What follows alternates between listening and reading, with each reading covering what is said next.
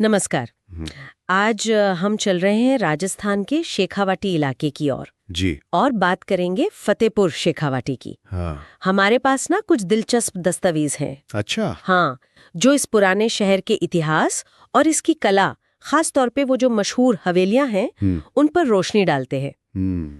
कोशिश यही रहेगी कि इन स्रोतों से जो खास बातें निकली हैं, उनको थोड़ा गहराई से समझें। बिल्कुल, जानना दिलचस्प होगा। तो चलिए देखते हैं ये स्रोत हमें फतेहपुर की कहानी कैसे बताते हैं। शुरुआत तो इसकी जैसे नाम से ही लगता है नवाब फतेह खान से हुई थी। हाँ, फतेह खान। लेकिन कहानी में मोड़ तब आया जब शेखावत राजपूतों ने यहाँ मतलब अपना नियंत्रण स्थापित कर लिया। बिल्कुल। और ये शेखावटी नाम भी तो वो शेखावतों की ही देन है। हाँ, सही कहा। ये जयपुर के पास जो कछवाहा वंश था, उन्हीं की एक शाखा थे ये लोग, राजा शेखाजी के वंशज।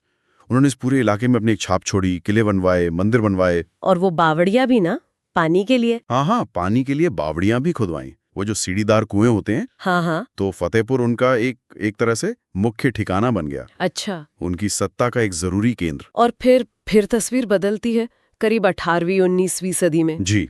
जब व्यापार ने इस जगह को एक नया ही रंग दे दिया। हाँ, वो मारवाड़ी व्यापारियों का दौर आया। वही जो दूर दराज तक व्यापार करते थे। उन्होंने फतेहपुर को अपना घर बनाया और यहाँ काफी पैसा लगाया। हाँ, और उन्होंने सिर्फ पैसा ही नहीं लगाया, उन्होंने अपनी कामयाबी दिखाने के लिए, शायद अपनी जड़ों से जुड़ाव दिखाने के लिए भव्य हवेलियां खड़ी की।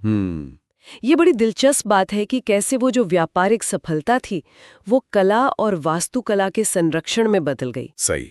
ये हवेलियां फिर सिर्फ रहने की जगह नहीं रहीं, ये तो एक तरह से खुली आर्ट गैलरी बन गई। बिल्कुल सही कहा, खुली आर्ट गैलरी।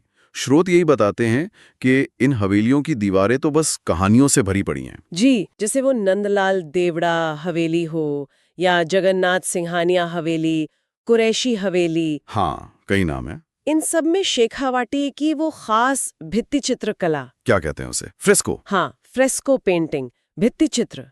मतलब वो गीले प्लास्टर पर रंग भरकर बनाते हैं ना, हाँ हाँ। ताकि वो रंग पक्का हो जाए, सालों साल टिका रहता है। अच्छा, और उन चित्रों के विषय भी तो कमाल के हैं। बिल्कुल, बहुत विविधता है उनमें। एक तरफ तो रामायण महाभारत जैसे अपने महाकाव्यों के दृश्य हैं, जी हाँ, धार्मिक और पौराणिक कथाएं। तो दूसरी तरफ उस जमाने के ब्रिटिश अफसर, उनकी तस्वीरें, रेलगाड़ियां। हाँ, अंग्रेजों का राज था तो उसका असर तो दिखना ही था। लड़ाइयाँ, नई चीजें जैसे रेलगाड़ी, मोटर कारें। और यहाँ तक कि रोजमर्रा की जिंदगी की झलकियां भी। बिल्कुल, स्थानीय जीवन, तीज त्योहार, रीति रिवाज। ये चित्र महज सजावट नहीं है, ये उस दौर के समाज का, उनकी सोच का और बाहरी दुनिया से उनके संपर्क का एक जीता जागता दस्तावेज है।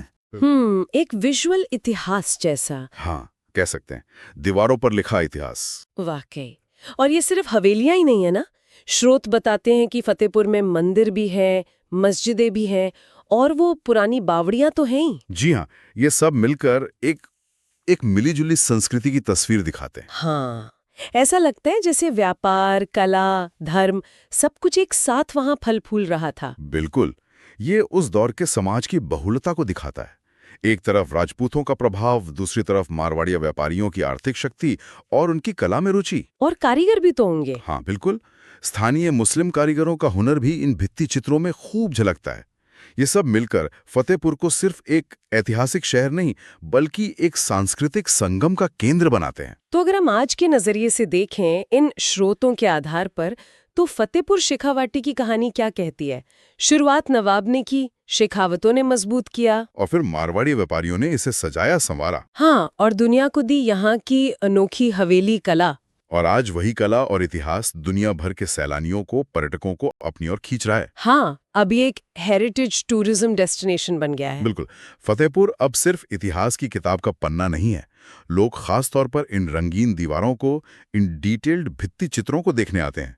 ये बीते जमाने की कहानियां सुनाती हैं। बिल्कुल, इन स्रोतों से गुजरते हुए ये बात तो एकदम साफ उभरती है कि कैसे एक व्यापारिक समुदाय की जो समृद्धि थी और उनकी कला में रुचि, उसने एक ऐसी विरासत को जन्म दिया जो आज भी इतनी जीवंत है, आकर्षक है। हाँ, और यहाँ एक सोचने वाली बात यह भी है कि कैसे आर्थिक संपन्नता अक्सर कला और संस्कृति के फलने फूलने का जरिया बनती है। मतलब व्यापारियों ने जो धन कमाया उसे सिर्फ अपने लिए नहीं रखा, उसका एक हिस्सा कला को बचाने में, उसे बढ़ावा देने में लगाया, और इसी ने फतेहपुर को ये अनूठी पहचान दी। सही। ये कला और वाणिज्य का एक बड़ा दिलचस्प रिश्ता है।